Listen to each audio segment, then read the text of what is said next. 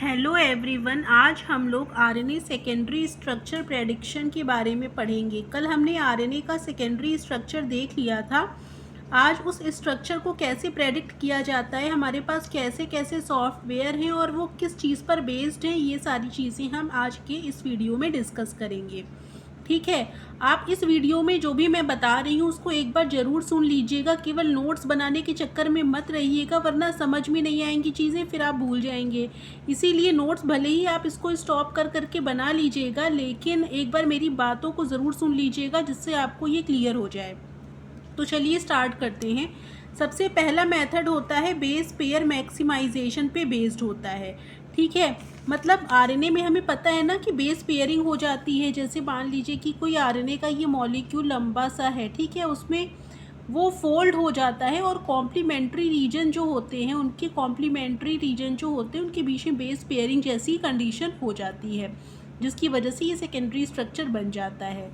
तो वही लिखा है, base pairing in RNA forms the backbone of secondary structure. Secondary structure की बैकबोन क्या होती है? यही बेस पेयरिंग, ठीक है, जो कि उसकी कॉम्प्लीमेंट्री बेसिस के बीच में हाइड्रोजन बॉन्डिंग के कारण बनती है। ठीक है, उसमें होता क्या है कि हम पहले बेस को अलाइन करेंगे, जो अलाइनमेंट पॉसिबल है उनके बेसिस पे हम बेसिस को अलाइन करेंगे।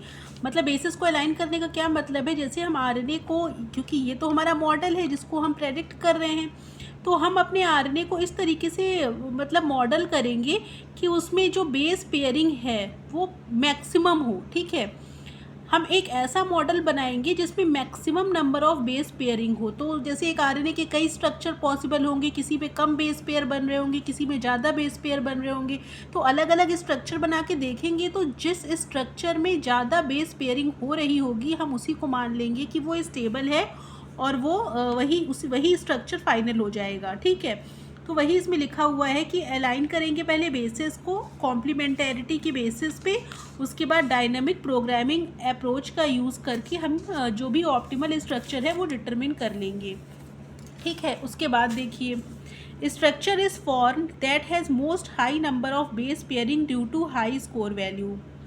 अब क्या होगा, जो हम डायनामिक प्रोग्रामिंग करेंगे उसमें हम उसी को ज़्यादा स्कोर देंगे, उसी जो अलाइनमेंट को ज़्यादा स्कोर देंगे या उसी स्ट्रक्चर को ज़्यादा स्कोर देंगे जिसमें ज़्यादा से ज़्यादा बेस पेयरिंग हो। तो ज़्यादा बेस पेयरिंग वाले को इसमें ज़्यादा स्कोर दिया जाएगा। ठीक है, और उसी के बेसिस पे स्ट्रक्चर की फॉर्मेशन की जाएगी।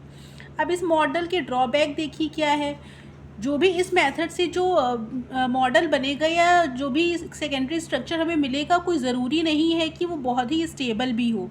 मान लेंगे कि उसमें सबसे ज़्यादा बेस पेयरिंग हो रही है, लेकिन ज़्यादा बेस पेयरिंग का कोई भी रिलेशन स्टेबिलिटी से नहीं होता है। ठीक है, create structure with too much loops and hairpin that is not energetically favourable. अब जो ये बेस पेयर मैक्सिमाइजेशन से जो मॉडल या सेकेंडरी स्ट्रक्चर बन के आता है उसमें कई सारे लूप और हेयर पिन बन जाते हैं, तो क्या होता है उससे वो जो स्ट्रक्चर होता है वो एनर्जेटिकली फेवरेबल नहीं होता। ठीक है, अब ज़बरदस्ती हमने बेस पेयरिंग को मैक्सिमाइज़ करने के लिए बहुत सारे लूप टर्न्स और उसमें हेयर पिन्स बना दिए हैं, तो वो स्ट्रक्चर जो है वो एक फीजिबल होता ही नहीं है, वो एनर्जेटिकली पॉसिबल नहीं हो पाता। ठीक है, अब कौन कौन से सॉफ्टवेयर हैं जो बेस पेयर मैक्सिमाइजेशन के बेसिस पे सेकेंडरी स्ट्रक्चर बनाते हैं, उसमें देखिए SPOT RNA है, SARNA प्रेडिक्ट है, ये सॉफ्टवेयर के नाम लिखे हुए हैं जिनसे बेस पेयर मैक्सिमाइजेशन को बेस मान करके मॉडल या सेकेंडरी स्ट्रक्चर की फॉर्मेशन होती है। मतलब क्या है, बेस पेयर मैक्सिमाइजेशन में जितना ज़्यादा मैक्सिमम बेस पेयरिंग हो सकती है आरएनए मॉलिक्यूल के केस में, उतनी ज़्यादा बेस पेयरिंग को ही हम बेसिस मान के स्ट्रक्चर फॉर्म कर दें, तो वो हमारा ये हो जाएगा। उसके बाद दूसरा मेथड है एनर्जी मिनिमाइजेशन। एनर्जी मिनिमाइजेशन में क्या होता है, हम ऐसा स्ट्रक्चर बनाते हैं जिसकी एनर्जी मिनिमम हो, या हम उसी स्ट्रक्चर को ज़्यादा स्कोर देते हैं जिसकी एनर्जी मिनिमम हो। इसमें भी डायनामिक प्रोग्रामिंग अप्रोच का यूज़ किया जाता है।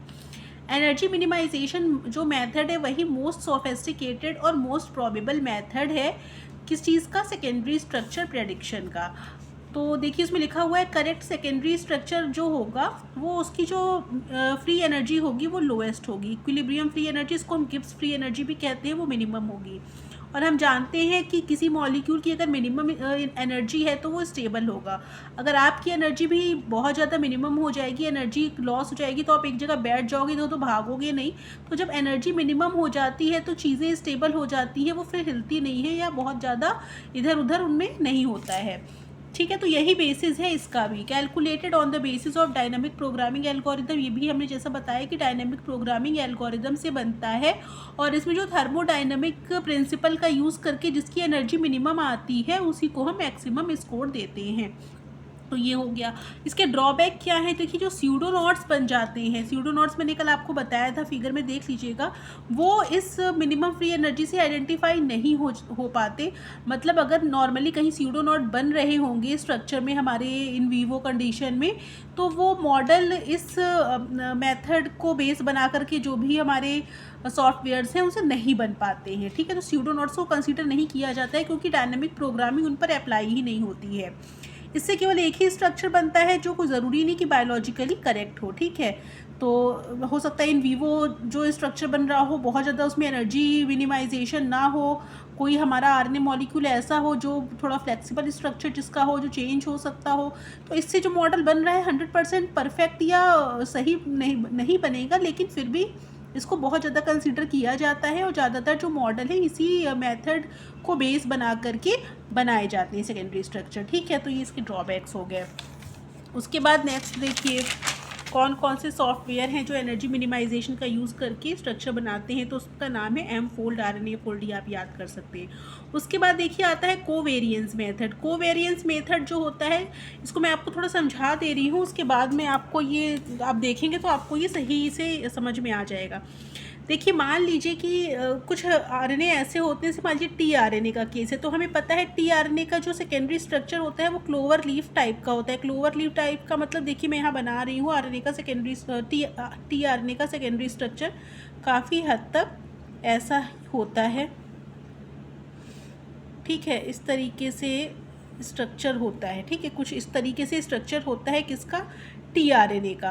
तो टीआरएनए का ये जो क्लोवर लीफ या लॉन्ग टाइप का जो स्ट्रक्चर है वो सारे के सारे, चाहे आपका टीआरएनए हो, चाहे आप मंकी का टीआरएनए निकाल लीजिए, या तो किसी बर्ड का टीआरएनए निकाल लीजिए, या फिर किसी भी और जैसे आप हाथी घोड़े किसी का भी टीआरएनए निकाल लीजिए, तो उसका जो सेकेंडरी स्ट्रक्चर होगा वो क्लोवर लीफ मॉडल वाला ही होगा, इसी तरीके का होगा।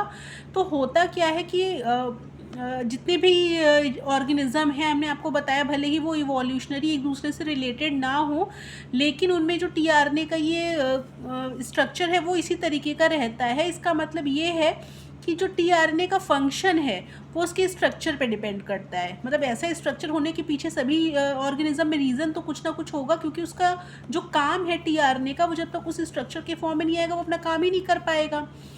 तो फंक्शन को मेंटेन करने के लिए एक पर्टिकुलर स्ट्रक्चर टीआरएनए का सभी ऑर्गेनिज्म में लगभग सेम होता है, जो उनकी फंक्शनैलिटी को बताता है। अब क्या हुआ कि जैसे जैसे इवोल्यूशन होगा बेस पेयर चेंज होगी ना, हो सकता है मान लीजिए यहाँ पे कोई टीआरएनए का बेस चेंज हो जाए, और जो पहले से यहाँ से बेस पेयरिंग कर रहा था, मान लीजिए पहले यहाँ पे बेस पेयरिंग हो रही थी, अब क्या है यहाँ वाला जो बेस है उसका म्यूटेशन हो गया।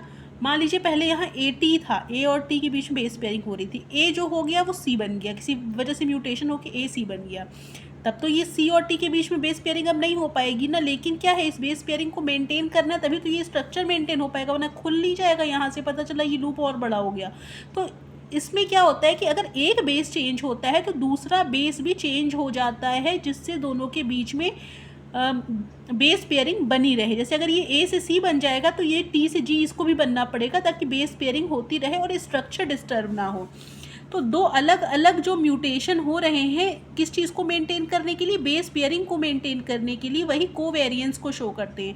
मतलब इवोल्यूशन में दो बेसेस जो होते हैं वो कोवेरिएंस को शो करते हुए क्या होते हैं, म्यूटेट होते हैं, या दोनों में कोवेरिएंस होता है, जिसकी वजह से अगर एक बेस म्यूटेट होता है तो दूसरे को भी म्यूटेट होना ही पड़ेगा अगर उनको अपना स्ट्रक्चर और फंक्शन मेंटेन रखना है। तो यही बेसिस है कोवेरिएंस मेथड का। तो देखिए based on sequence alignment and similarity search, इसमें क्या होता है कि जो भी आरएनए है उनका अलाइनमेंट करते हैं और उनमें सिमिलैरिटी सर्च करते हैं। कुछ रीजन जो होंगे वो फंक्शनैलिटी के लिए इंपॉर्टेंट होंगे, जिनको हम कंजर्व रीजन कहेंगे, उसी को ढूंढेंगे। और हम मानते हैं कि जो सिमिलर रीजन होते हैं वही कंजर्व रीजन होते हैं और रिस्पॉन्सिबल होते हैं फंक्शन के लिए।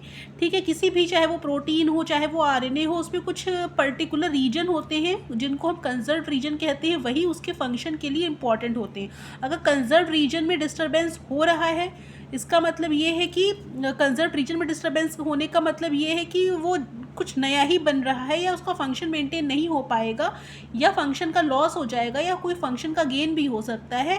तो कंजर्व रीजन काफ़ी मायने रखते हैं। अब जैसे टीआरएनए में मैंने बताया क्लोवर लीफ मॉडल है, इसका मतलब क्या है? It assumes that in 2-dimensional structure of RNA, if one base that is involved in base pairing change, the other base of the pair also change to maintain its functionality and to maintain the base pairing also। ठीक है, तो ये covariance को show करेंगे, एक साथ ही very करेंगे। Basis shows covariance इन mutation और ड्यूरिंग इवोल्यूशन। इवोल्यूशन में जो इवोल्यूशनरी हिस्ट्री होगी उसमें बेसिस क्या करेंगे? कोवेरियंस को शो करेंगे, और वही क्या करेंगे? म्यूटेशन को भी शो करेंगे। एक में म्यूटेशन तो दूसरे में भी म्यूटेशन, यही कोवेरियंस। जैसे हमने यहाँ पे भी बताया हुआ है, जैसे एक CG बेस पेयरिंग थी वो AT बेस पेयरिंग में चेंज हो गई। C अगर A में चेंज हुआ तो G को भी T में चेंज होना ही पड़ेगा अगर स्ट्रक्चर मेंटेन करना है। तो यही कोवेरियंस मेथड का बेस है। अब इसके ड्रॉबैक्स देखिए, कोवेरियंस मेथड के ड्रॉबैक्स क्या क्या हैं। इसमें देखिए लार्ज आरएनए को मॉडल नहीं किया जा सकता, या लार्ज अगर आरएनए मॉलिक्यूल बहुत लार्ज साइज़ का है तो उसका स्ट्रक्चर इस मेथड से नहीं बनाया जा सकता, क्योंकि ये कंजर्व रीजन और उनके स्ट्रक्चर फंक्शनैलिटी के बेसिस पे बनाए जाते हैं। तो लार्ज आरएनए के लिए पॉसिबल नहीं है। अब कौन से सॉफ्टवेयर ये बनाते हैं? जैसे CM फाइंडर हो गया, RNA एलिफोल्ड हो गया। तो ये सारे सॉफ्टवेयर हैं जो कि कोवेरियंस मेथड को बेस बना करके सेकेंडरी स्ट्रक्चर को प्रेडिक्ट करते हैं। तो इसको आप देख लीजिएगा, आई थिंक आपको समझ में आ गया होगा। इतना आप लिखेंगे तो सफिशिएंट रहेगा। आपका जो स्ट्रक्चर प्रेडिक्शन से रिलेटेड क्वेश्चन आए तो स्ट्रक्चर के बारे में बता के फिर उसके प्रेडिक्शन को भी बताइएगा। तो अगर किसी को डाउट है तो पूछ सकता है। और फिर ऑल द बेस्ट आप सबको एग्ज़ाम के लिए। शायद इसके बाद कोई और वीडियो में बायोइन्फॉर्मेटिक्स में नहीं बनाने वाली हूँ। जितना मैंने बताया था इम्पॉर्टेंट और जितना आप लोगों ने ज़्यादा डिमांड की है उसमें मैं ऑलरेडी बना चुकी हूँ। तो अब आप लोग इसको पढ़ लीजिएगा, और अगर इससे रिलेटेड कोई दिक्कत आती है तो फिर आप मुझसे पूछ सकते हैं कमेंट में। ठीक है, ओके, थैंक यू।